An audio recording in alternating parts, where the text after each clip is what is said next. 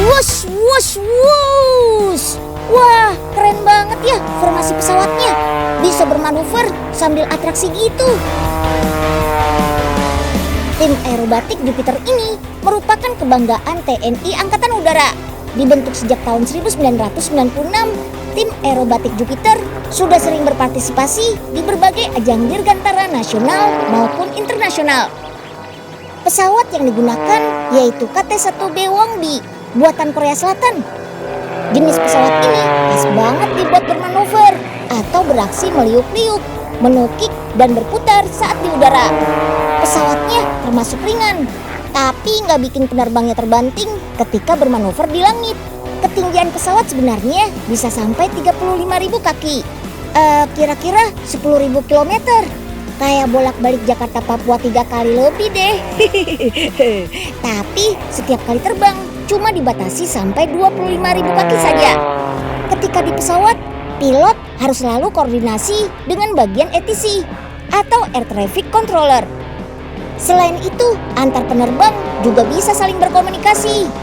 Yang paling penting nih, masing-masing penerbang harus punya chemistry alias perasaan yang menyatu. Karena kepercayaan satu sama lain ketika di langit jadi faktor penting berhasilnya aksi. Di hari jadi Tentara Nasional Indonesia hari ini, Unyil masih punya banyak cerita nih seputar peralatan canggih yang berguna untuk mempertahankan kedaulatan negara kita. Selengkapnya di episode Air Mystery hari ini. Yuk kita kemon!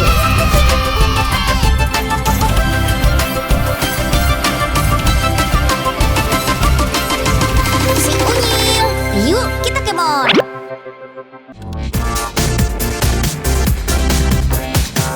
Untuk mengamati situasi dari udara di wilayah Indonesia yang sangat luas. Lebih gampang sih kalau pakai drone alias pesawat tanpa awak kayak gini. Drone ini bisa terbang dengan radius 120 km dari pusat take off dengan ketinggian jelajah maksimal 8.000 kaki.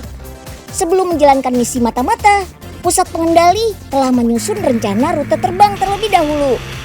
Drone akan terlacak melalui jaringan Global Positioning System atau sering disebut GPS. Jadi drone gak akan kabur atau hilang. Keren kan? Kamera drone ini sudah dilengkapi dengan night vision atau kemampuan penglihatan pada malam hari. Jadi bisa mengintai musuh meskipun gelap pada malam hari. Drone buatan PT Dirgantara Indonesia ini dikendalikan oleh remote control saat take off dan landing saja. Ketika di udara bisa disetting menggunakan autopilot. Wih, keren kan? Langsung saja yuk kita ikuti alur produksinya. Yuk kita kemon! Tahap pertama, pembuatan drone dimulai di Gedung Pusat Teknologi Desain Center ini. Setiap komponen drone didesain oleh ahli yang berbeda-beda sehingga hasil akhirnya menjadi maksimal. Setelah didapatkan desain yang sesuai, setiap bagian drone diaplikasikan dengan dibantu oleh alat-alat canggih. Wah, sudah ada nih cetakan yang digunakan untuk membuat bagian bodi drone. Bahan utama pembuatan bodi drone dinamakan kain aramid prepreg. Proses pembuatan bodi drone ini menggunakan sistem dry laminasi. Tuh, lihat aja, semuanya kering. Tidak ada penambahan cairan seperti resin dan katalis. Bahan ini membuat bodi drone lebih ringan, tapi kualitasnya lebih bagus dan lebih kuat. Mantap! Sekarang kita masuk ke tahap autoclave nih, atau tahap pengeringan cetakan. Alat cetak akan dikeringkan selama kurang lebih 5 jam dengan suhu mencapai 125 derajat Celcius. Cetakannya sudah kering tuh. Yuk kita buka. Lanjut ke tahap pemotongan deh. Rapikan sisa-sisa cetakan dengan cara dipotong menggunakan alat potong khusus. Nah, kalau sudah rapi seperti ini, tinggal proses pewarnaan deh. Masing-masing bagian bodi drone akan diberikan warna dasar hijau terlebih dahulu. Kemudian tahap pewarnaan kedua. Nah, begini deh jadinya. Sekarang tinggal tahap perakitan. Pertama, bagian sayap tengahnya dulu ya. Nah, lanjut pasang mesinnya. Mesin drone ini didatangkan langsung dari Jerman loh. Wah, sudah jadi nih drone-nya. Keren kan? Tinggal terbang deh. Tapi sebelum terbang, cek dulu fungsi drone satu persatu ya. Hidupkan mesinnya, tes remote control, tes koneksi pada control station wulungnya juga. Setelah semuanya aman, tinggal terbang.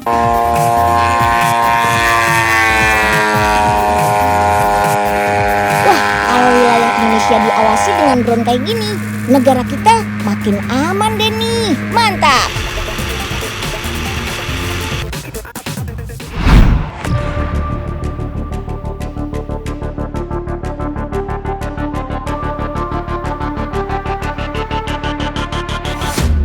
Menjaga kedaulatan NKRI tentu perlu fisik yang kuat. Makanya perlu ditunjang dengan olahraga khusus supaya tubuh selalu bugar. Olahraga bergaya militer kayak gini dikenal dengan sebutan Sparko alias Spartan Komando. Awalnya sih jenis olahraga ini hanya diterapkan untuk para prajurit Kopassus saja. Sekarang sih Sparko juga diperkenalkan pada masyarakat luas. Bahkan Sparko menjadi tren olahraga kaum milenial loh. Siapa saja boleh ikut olahraga ini. Bebannya disesuaikan dengan kekuatan masing-masing peserta. Asiknya lagi, ikut olahraga ini tidak dipungut biaya loh. Karena ini adalah salah satu bentuk pengabdian TNI pada masyarakat. Semua pelatih atau instrukturnya adalah anggota TNI aktif. Kenalin dulu nih sang pencetus olahraga Sparko ini. Mayor Infanteri Eka Wira Darmawan yang lebih dikenal dengan sebutan King of Sparko. Sebelum mulai, pemanasan tetap harus dilakukan ya, biar otot-otot kita tidak kaku dan menghindari cedera. Lanjut dengan jogging keliling lapangan. Biar makin semangat, pakai yel-yel juga nih. Mantap! Masuk ke tahap latihan Sparko ya. Dimulai dengan gerakan ringan dulu, lalu meningkat dengan kombinasi gerakan yang bervariasi. Materinya dimulai dari penguatan perut atas, otot perut bawah, otot dada, otot paha, dan lengan. Yang membedakan Sparko dengan jenis olahraga lain adalah penggunaan kombinasi gerakan dengan konsep street workout, military crossfit, balance training, dan high intensity interval running. Wah, banyak banget ya kombinasinya. Semua gerakan yang dilakukan bukan sekedar untuk kesehatan tubuh saja loh, tapi juga untuk membentuk postur tubuh, meningkatkan kecepatan dan ketahanan tubuh. Tenang, meski kombinasi geraknya cukup komplit, tetap disesuaikan dengan kemampuan masing-masing peserta. Olahraga Sparko dinilai lebih efektif menurunkan berat badan. Gak heran deh, Sparko banyak diikuti oleh masyarakat umum, terutama kaum milenial dan pekerja. Olahraga Sparko itu latihannya luar biasa. Efeknya udah pasti badan lebih fit, lebih bugar, lebih sehat, dan udah pasti awet muda. Jadi, keuntungan ikut Sparko cukup banyak kan? Cukup efektif untuk menjaga stamina, kekuatan tubuh, dan membentuk massa otot. Bahkan, Sparko juga dapat menjadi bekal bagi kaum muda yang ingin menjadi tentara atau polisi untuk mendapatkan fisik yang lebih prima. Semoga dengan hadirnya Sparko, masyarakat bisa hidup sehat. Sparko!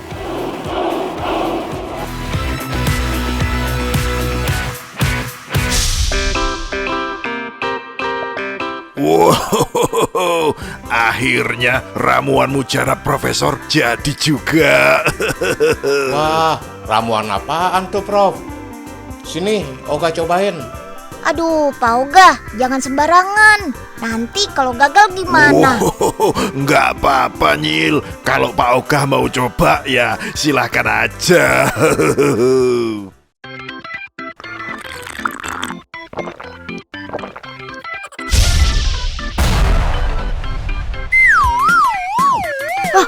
Waduh, Pak Oga berubah jadi apaan tuh, Prof? Tenang, lihat aja dulu, Nyil.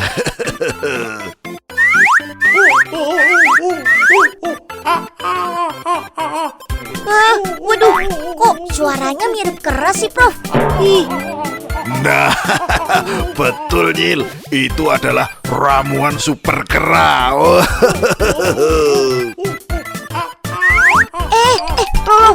Pak Oga mau kemana tuh?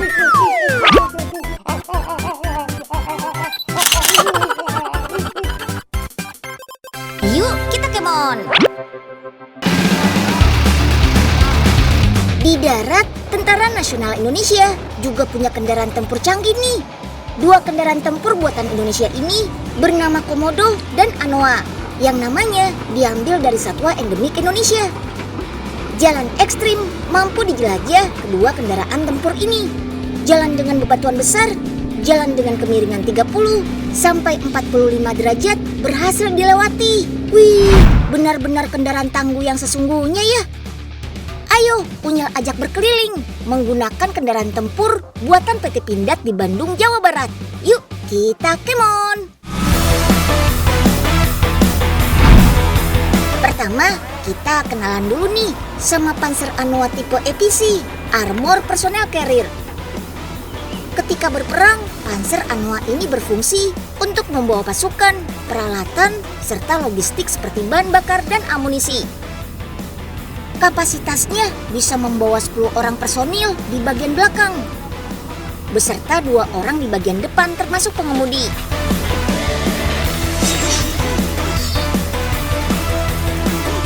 Sahabat Unyil, sekarang saya udah tepat berada di bangku pengemudinya nih. Tapi waktu naik sih memang agak susah ya karena pintunya juga kecil. Nah, tapi bisa dilihat sama sahabat Unyil kalau misalnya di sini banyak banget ya kontrol tombolnya. Nah, ini tuh memang nggak boleh sembarangan orang yang nyetirnya. Jadi memang ada orang khusus yang udah melakukan pelatihan sebelumnya.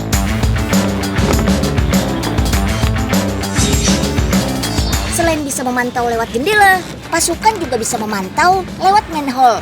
Ada 2 di atap bagian depan, ada juga di atap belakang. Karena berperan penting untuk melindungi pasukan, kendaraan tempur ini dilapisi baja berkualitas yang sudah teruji kekuatannya. Bisa menahan peluru loh. Wih. Unyil tunjukin nih pintu bagian belakangnya. Ada pintu manual dan rem door yang dikendalikan dengan tombol. Nggak cuma desain luarnya saja yang keren, kenyamanan di dalamnya juga harus diperhatikan dong. Tempat duduknya menggunakan kursi lipat, biar pasukan lebih gampang keluar masuk. Terus ada gantungan kakinya juga untuk menahan getaran dari darat. Dilengkapi juga dengan sabuk pengaman. Saat menjalankan misi, keamanan pasukan terjamin deh. Jarak tempuh kendaraan tempur ini mencapai 600 km. Sejak awal diperkenalkan tahun 2006 sampai saat ini, Panzer Anoa sudah diproduksi hampir 400 unit. Kerennya lagi, Panzer Anoa pernah dikirim ke Lebanon untuk mengawal misi perdamaian PBB loh. Selain itu, ada yang gak kalah keren nih, tipe terbaru dari Panzer Anoa EPC, yaitu tipe amphibious. Kendaraan ini bisa dioperasikan di darat dan permukaan air. Canggih ya. Oh iya, masih ada satu lagi nih kendaraan tempur yang gak kalah kuat dan keren. Komodo tipe Raccoon. Perancangannya berawal dari tahun 2010 dan ini generasi ke-6-nya. Kendaraan taktis roda 4 ini fungsinya berbeda dari Anoa. Komodo didesain untuk misi pengintaian. Kendaraan ini dirancang bergerak cepat untuk melihat pergerakan musuh. Semua kendaraan tempur ini memang dikhususkan untuk kebutuhan militer dan ada izin khusus juga untuk menjalankannya. Dengan desain berciri khas Indonesia, ternyata kecanggihan dan kekuatannya gak kalah sama buatan luar negeri ya. Kehebatan kendaraan tempur milik Indonesia ini juga sudah semakin diakui dunia. Mantap, maju terus!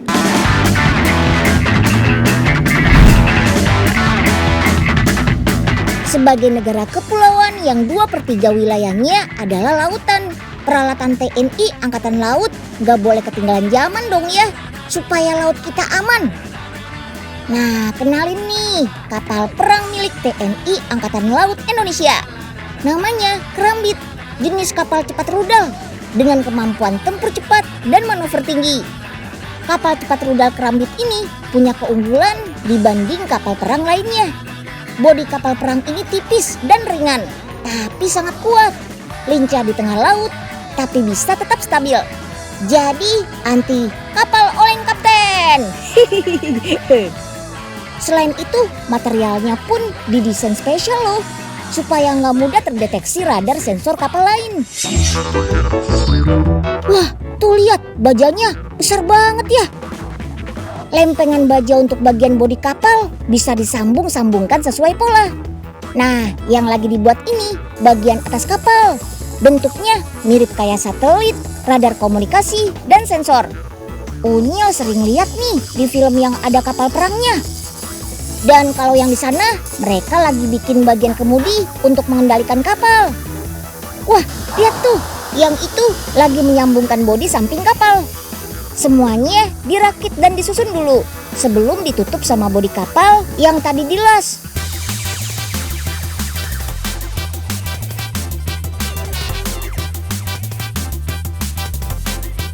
Terus senjatanya mana dong?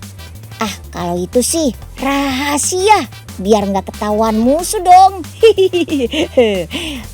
Tapi yang pasti sistem persenjataan dipasang berdasarkan fungsinya masing-masing. Sistem kontrol senjatanya ada gun, rudal, dan torpedo. Semuanya juga dilengkapi radar senjata dan sonar.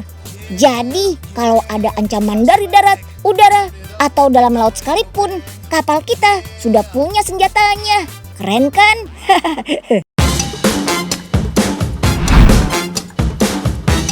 Selain menjaga wilayah laut Indonesia menggunakan kapal perang, ada juga nih yang namanya operasi amfibi. Operasi ini biasanya dilakukan oleh anggota pilihan dari tentara Indonesia. Operasi amfibi juga membutuhkan peralatan canggih loh. Alat ini bernama Combat Swimmer Vehicle atau kendaraan papan luncur untuk renang senyap. Alat ini dikembangkan oleh Kapten Laut John David di Sekolah Tinggi Teknologi Angkatan Laut Surabaya. Alat ini diciptakan supaya perenang rintis nggak capek waktu berenang di lautan lepas. Mereka kan wajib bawa perlengkapan perorangan sesuai standar. Terus harus berenang dengan waktu tempuh yang lama.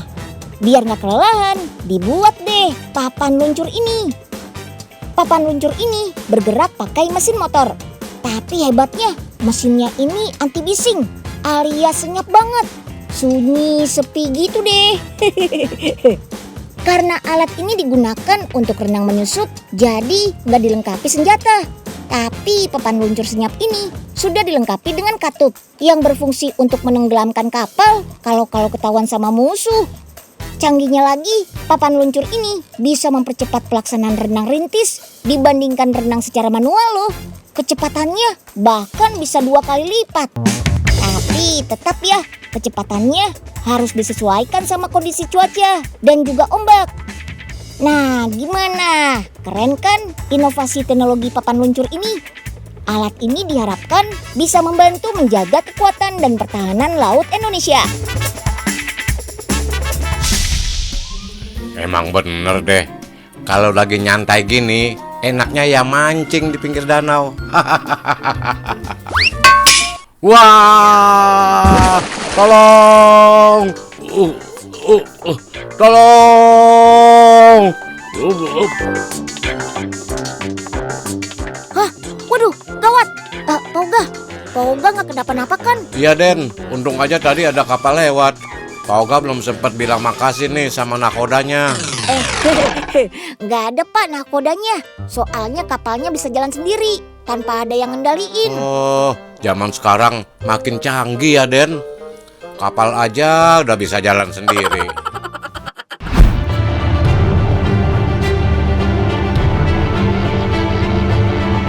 Wih, keren.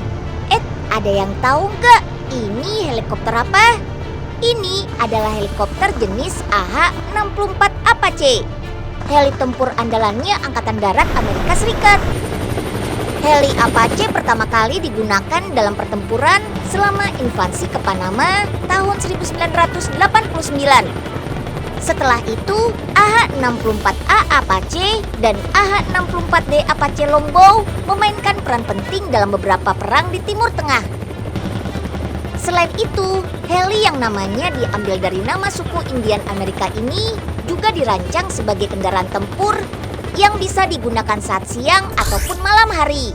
Bahkan dalam kondisi cuaca buruk sekalipun, heli ini masih cukup tangguh loh. Karena dilengkapi sistem avionik yang super canggih. Wah, keren kan? Menerbangkan helikopter tempur seperti Apache ini tentu tidak semudah menerbangkan pesawat biasa. Butuh keahlian dan keberanian yang lebih. Nah, di balik ketangguhan heli Apache ini, ternyata ada peran seorang penerbang wanita loh. Yap, namanya Alicia McCraw, salah satu penerbang tempur andalan Angkatan Darat Amerika Serikat. Wah, hebat banget ya Kak Alicia. So I chose this aircraft because of its complex nature. It's very difficult, or it's longer to learn how to fly it because there's so many different systems on it. Bagi Kak Alicia, menjadi penerbang heli tempur wanita di tengah para penerbang pria adalah tantangan tersendiri. Wah, Unyil juga pengen tuh jadi penerbang heli tempur kayak Kak Alicia.